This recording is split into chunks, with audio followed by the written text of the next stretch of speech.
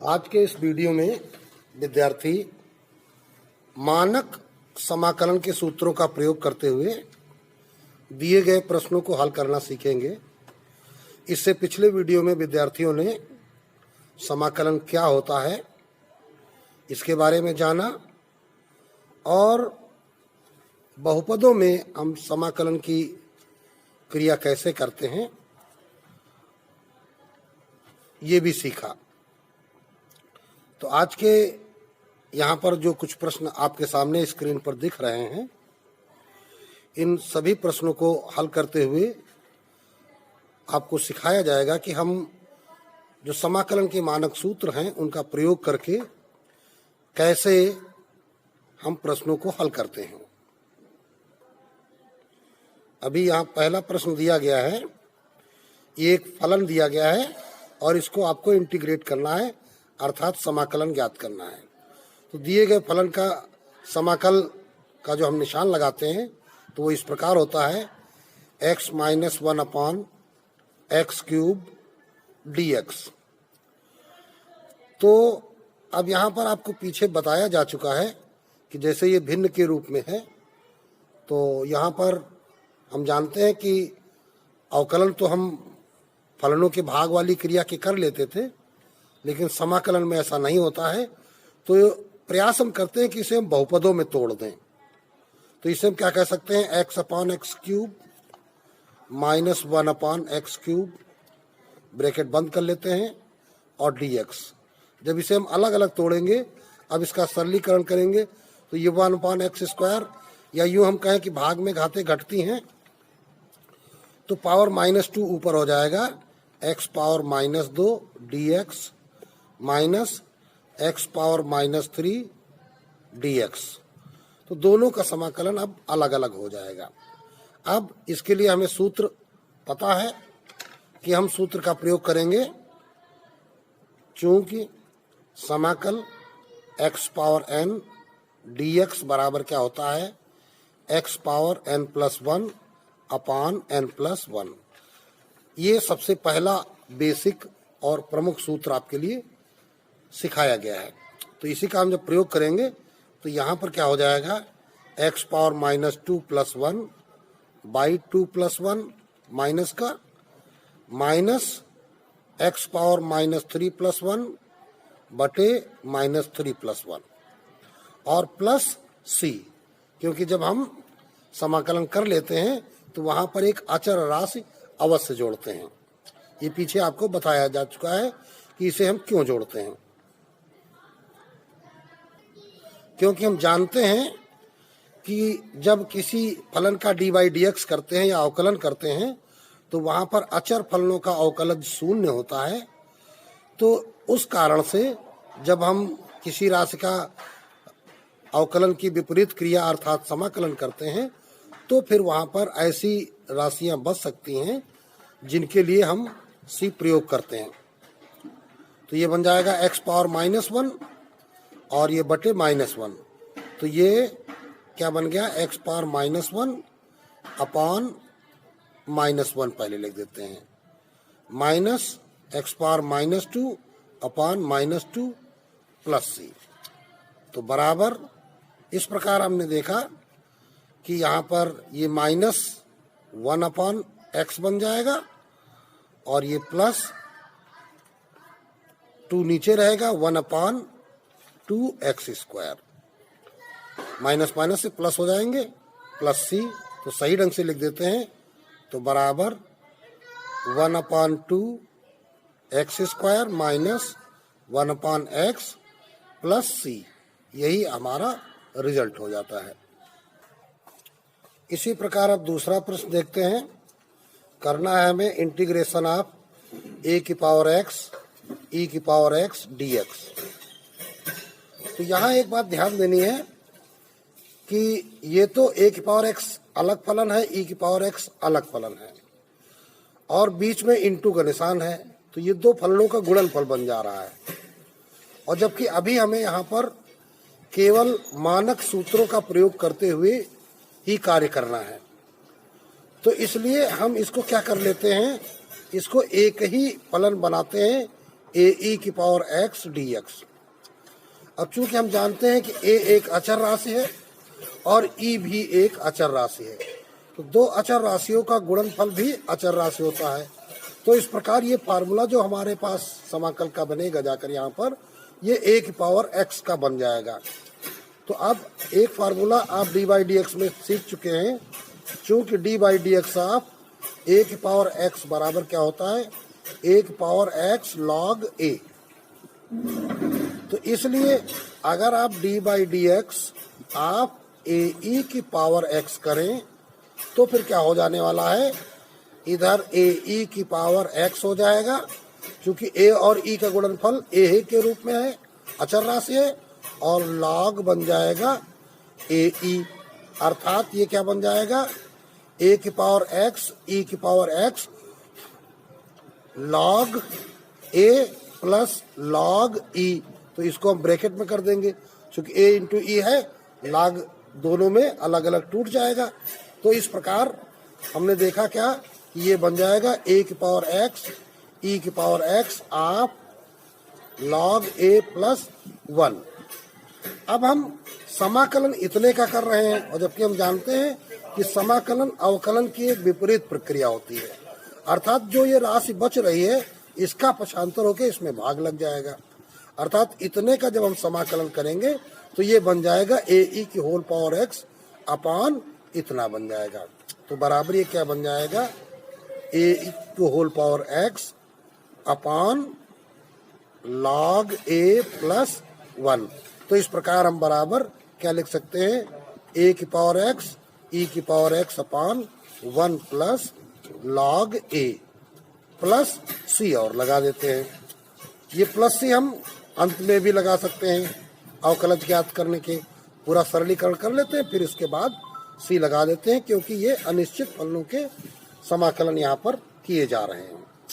तो इस प्रकार यहाँ पर ये आपको ध्यान देना है कि हमने D by D x of A की पावर एक्स के फार्मूले से ये यहाँ पर इतना तैयार किया, जिससे हमको पता चला कि इंटीग्रेशन ऑफ ए की पावर एक्स ई की पावर एक्स बराबर क्या हो जाएगा, ए ई की whole power X upon log A plus 1। वही वैल्यू यहाँ पे रख दी गई है।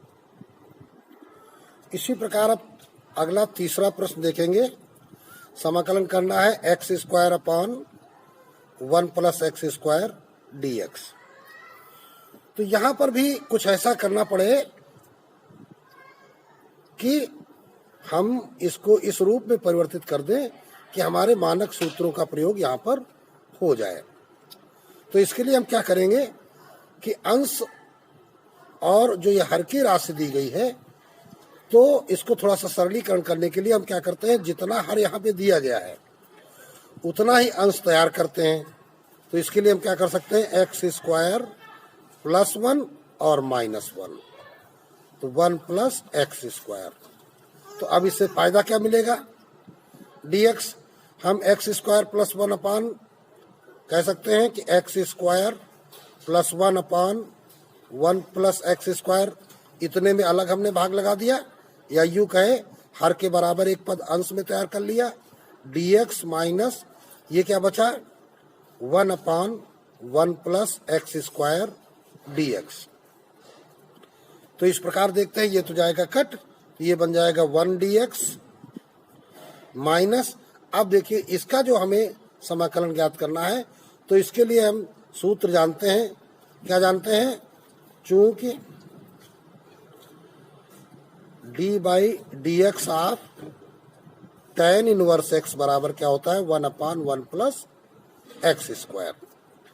तो इसका मतलब क्या हो गया, 1 अपान 1 प्लस एक्स स्क्वायर का जो समाकल होगा वो tan इनवर्स एक्स हो जाएगा। तो इस प्रकार ये रिजल्ट आ जाता है इधर tan इनवर्स एक्स। हम जानते हैं कि अवकलन की विपरीत प्रक्रिया होती है, तो इसको हमने इस रूप में बना लिया कि ये अवकलन के एक मानक सूत्र के रूप में आ जाए। तो 1 का समाकलन क्या होता है, ये तो हम पीछे पढ़ चुके हैं कि ये x होता है। तो x minus tan inverse x, अभी प्लस सी लगा देते हैं, यही हमारा रिजल्ट हो जाता है। इसी प्रकार अब देखते हैं अगला प्रश्न, क्वेश्चन नंबर 4। इंटीग्रेशन करना है आपको e की पावर log x अपान x dx।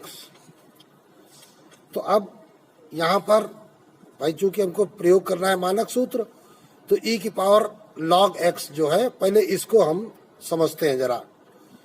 यदि इसको हमने y मान लिया, y बराबर e की पावर log x, तो अब दोनों तरफ अगर log ले लेंगे तो ये क्या बन जाएगा, इसलिए log y बराबर log e की पावर log x। तो बराबर ये क्या बन जाएगा, ये log पीछे आ जाएगा, log x into log e। अब ये जो log e है, ये log e बेस e होता है, तो इसकी वैल्यू होती है 1।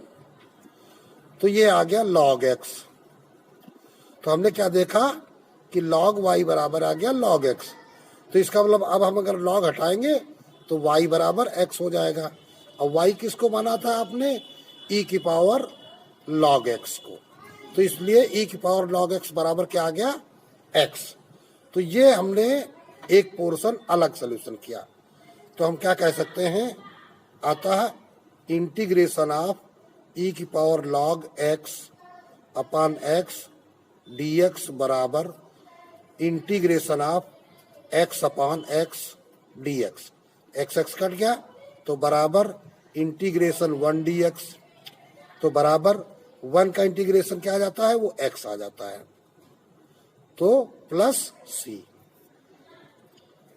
इस प्रकार ये आपका रिजल्ट हो जाता है। तो x प्लस c इसका रिजल्ट प्राप्त हो गया। इसी प्रकार 5वां क्वेश्चन देखते हैं। इंटीग्रेशन करना है आपको 3e की power x minus 1/5x plus sec x into tan x, इस बहुपद को ब्रैकेट में कर लेंगे dx। तो बराबर, अब गुणांक अगर आपके साथ लगा हुआ है किसी पद के साथ, तो गुणांक को इंटीग्रेशन के बाहर कर देते हैं, हम समाकल के बाहर कर देते हैं।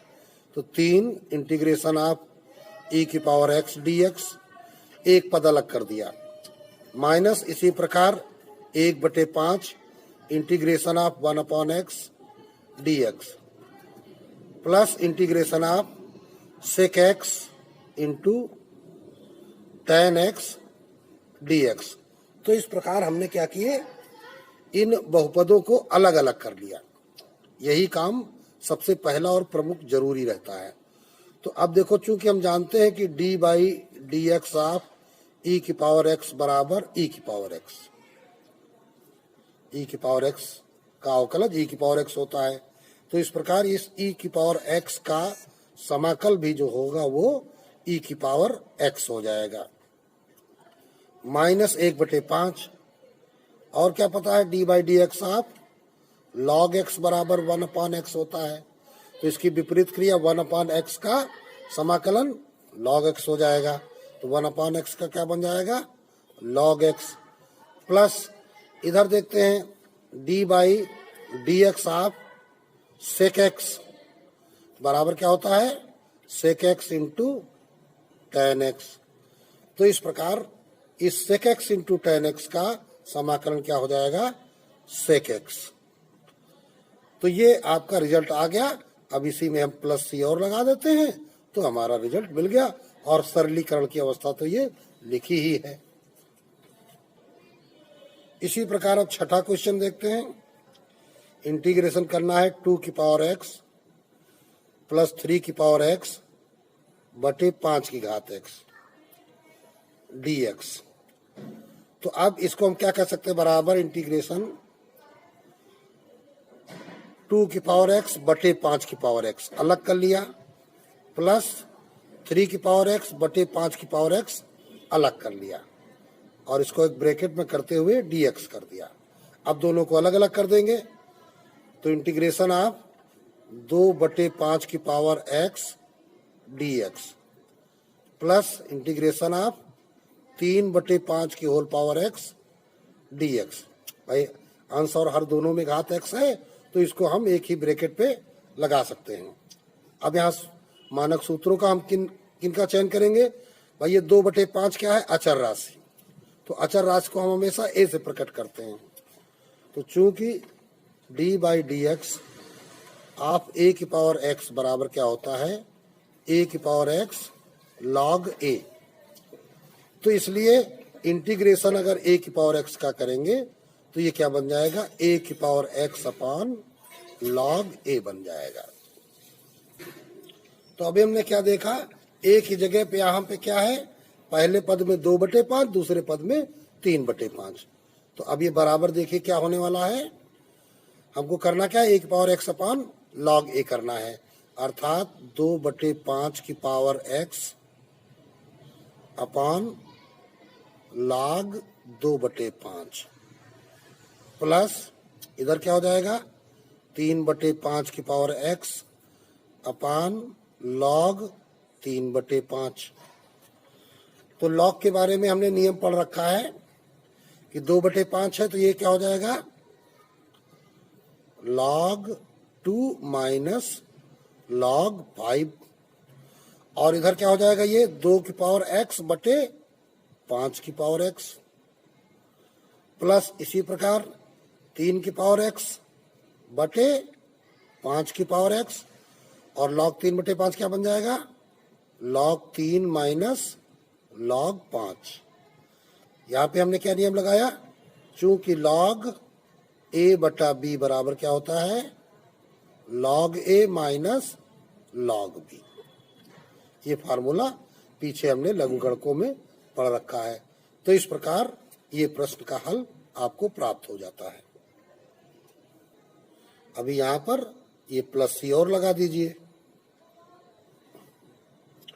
इसी प्रकार अब 7वां क्वेश्चन आ जाता है, integration of root of 1 minus sine 2x dx। अब यहाँ पर अभी ध्यान देना है, चूंकि हमें मानक सूत्रों का ही प्रयोग करना है तो इसलिए इसको इतना हम सरल कर लेंगे कि ये ऐसे खंडों में विभक्त हो जाए कि जिनके सूत्रों के d/dx हमको पता है। तो अब इसके लिए हम क्या करेंगे? इसको हम कर सकते हैं बराबर रूट ऑफ 1 को हम लिख सकते हैं sine square x plus cos square x minus sine 2x को क्या लिख सकते हैं? 2 sine x cos x dx बन गया। तो बराबर ये इसके अंदर क्या बन जाएगा? अब यहां पर थोड़ा ध्यान देने की जरूरत रहती है। ये sine x minus cos x का होल स्क्वायर है। ये क्या बन जाएगा आपका? Sine x minus cos x का होल स्क्वायर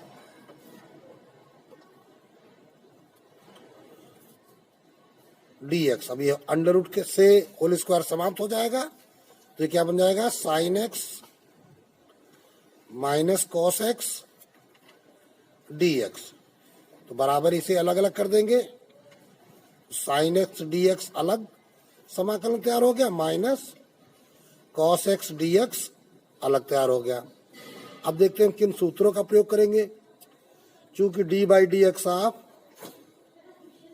साइन x बराबर क्या होता है? कॉस x और d/dx ऑफ कॉस x क्या होता है? Minus sine x। इसका मतलब हो गया अगर हम साइन x का समाकलन करेंगे तो इधर माइनस से गुणा हो जाएगा तो ये इधर का प्लस हो जाएगा तो माइनस कॉस आ जाएगा, और कॉस x का जब समाकलन करेंगे तो साइन x आ जाएगा। तो इस प्रकार हमने क्या देखा कि साइन x का समाकलन करने पे क्या आएगा? Minus cos x। तो ये बन जाएगा माइनस कॉस x। अब ये माइनस प्रश्न का। अब कॉस x का अगर समाकलन करेंगे तो आ जाएगा साइन x। तो इस प्रकार अभी माइनस हम कॉमन ले लेते हैं तो क्या हो जाएगा? Cos x plus sign x और यहाँ प्लस सी लगा देते हैं। यही हो गया आपका रिजल्ट। अब इसमें ही एक कार्य और हो सकता था, वो क्या कि इसको हम sine x minus cos x के बजाय cos x minus sine x का होल स्क्वायर कर लेते। ऐसा भी कर सकते थे। तो जब इसको हम cos x minus sine x का होल स्क्वायर करते तो ये क्या बन जाता, cos x minus sine x बन जाता। तो cos x minus sine x होने पर क्या होते, ये दोनों माइनस के चिन्ह बदल जाते, अर्थात यहाँ प्लस में हमारा रिजल्ट प्राप्त होता। तो चूंकि यहाँ निगेटिव रिजल्ट आ रहा है तो ये रिजल्ट हमको देखने में अच्छा नहीं लग रहा है, तो इसको हम चाहें तो इसको यहाँ से बदलते हुए इसके बाद सीधे सीधे अगली स्टेप उठाएं कि इंटीग्रेशन ऑफ, ये क्या बन जाएगा, root of cos x minus sine x का होल स्क्वायर dx। तो बराबर इंटीग्रेशन आप क्या हो जाएगा, cos x dx minus sine x dx। हमने एक लाइन यहाँ पे गायब कर दी है, तो cos x का क्या हो जाएगा, साइन एक्स हो जाएगा, और इन माइनस साइन एक्स का क्या होगा, माइनस cos x, तो ये चिन्ह बदल जाएगा, प्लस cos x आ जाएगा। तो प्लस यहाँ पे हम c और लिख देंगे तो हमारा क्या हो जाएगा, ये रिजल्ट हो जाएगा।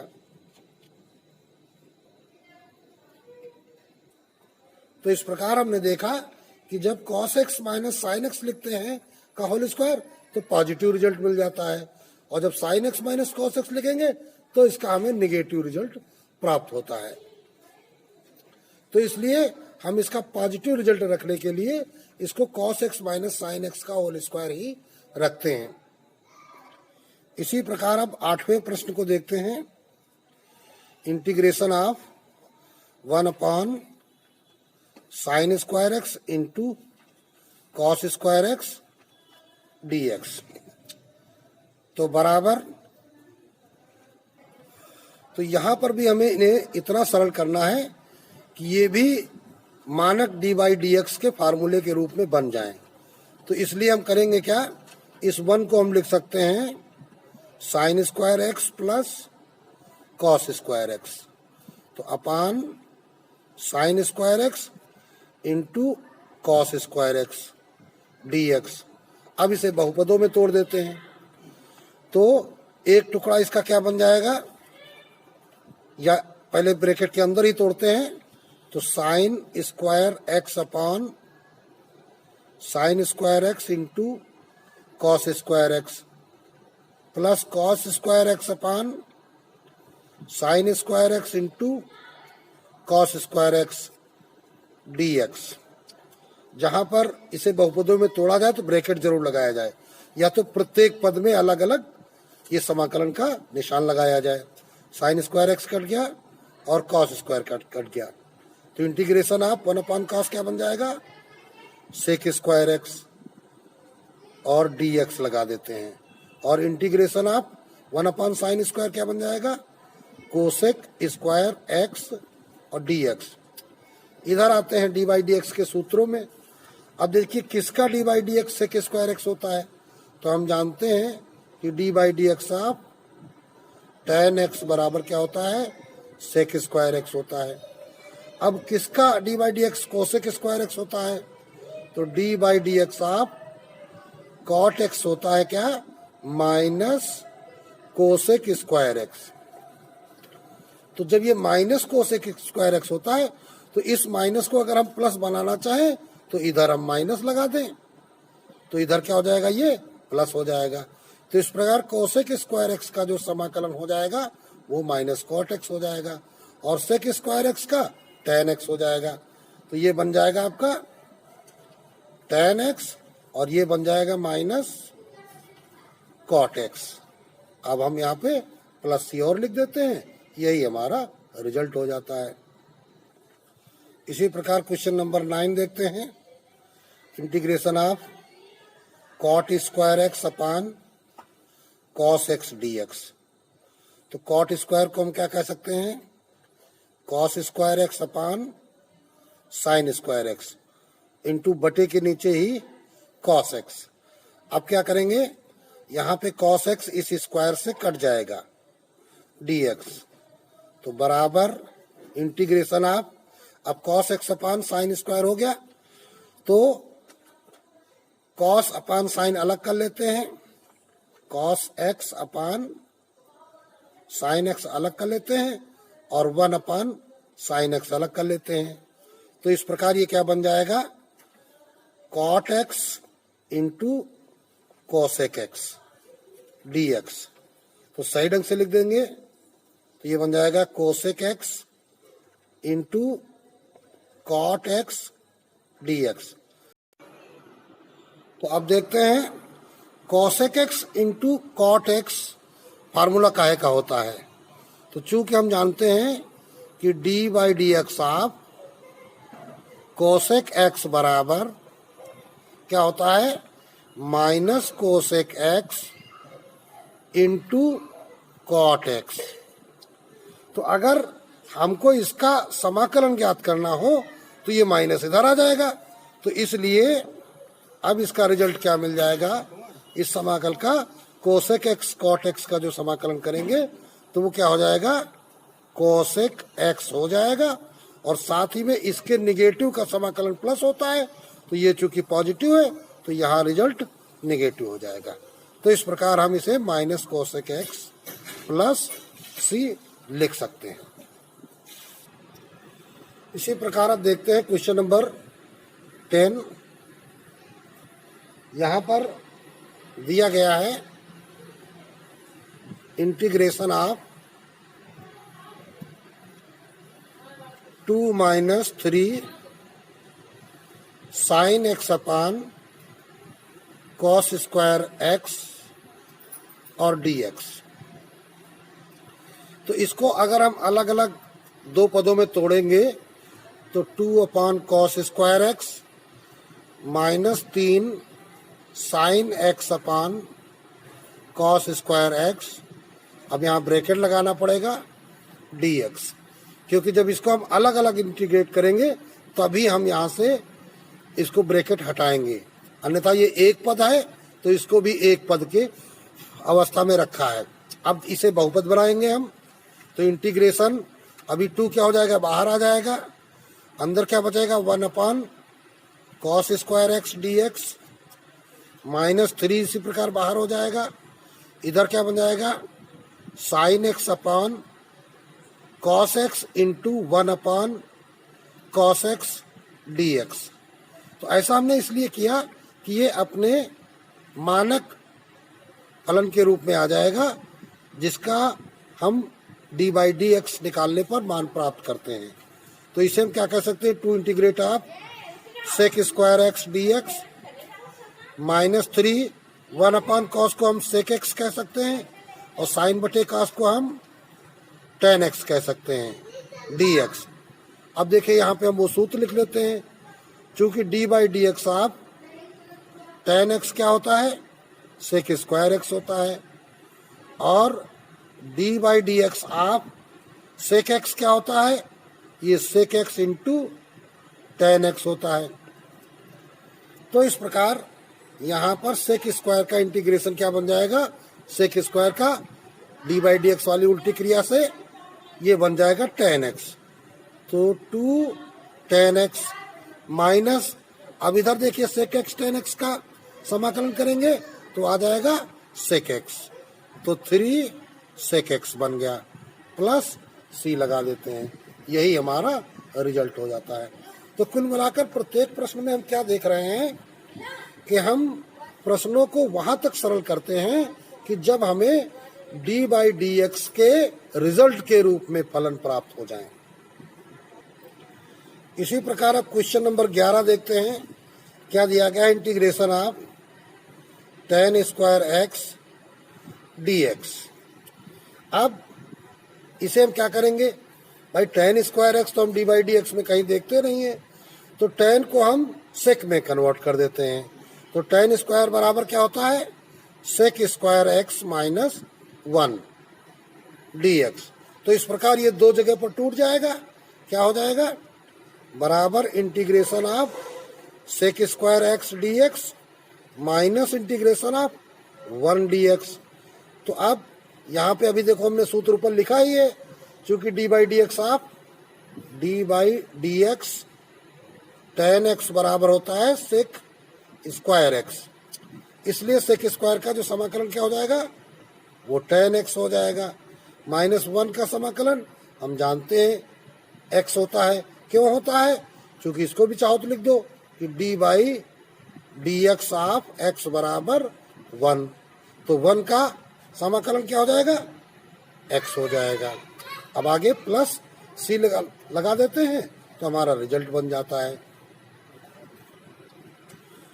इसी प्रकार अगला क्वेश्चन नंबर 12 देखते हैं। Integration of sine x plus cos x upon root of 1 plus sine 2x dx, तो बराबर अभी जो नीचे रूट ऑफ लिखा हुआ है इसको सरल करना जरूरी है, इसका रूट समाप्त करना होगा। तो हम क्या कह सकते हैं? 1 को क्या कह सकते हैं? Sine square x plus cos square x. Sine 2x का फार्मूला लगा दिया जाए 2 साइन एक्स कॉस एक्स, और हर ऐसे ही लिख देते हैं sine x plus cos X, और ये हमारा मेन बटा है dx, तो बराबर integration sine x plus cos X upon root of, अब ये सूत्र बन जाता है sine x plus cos X का whole square, sine x plus cos X का होल स्क्वायर dx, तो बराबर integration sine x plus cos X बटे, अब इसके स्क्वायर से रूट समाप्त हो जाएगा, तो sine x plus cos X, अभी sine x plus cos X cut जाता है तो इंटीग्रेशन 1 dx हो जाता है। तो इस प्रकार इसका रिजल्ट आ जाएगा x, और इसमें हम प्लस सी और लगा देते हैं, तो ये हमारा रिजल्ट बन जाता है। तो इस प्रकार आज के इस वीडियो में विद्यार्थियों ने 12 महत्वपूर्ण प्रश्नों को हल करना सीखा। शेष अन्य प्रश्नों को अब अगले वीडियो में सिखाया जाएगा।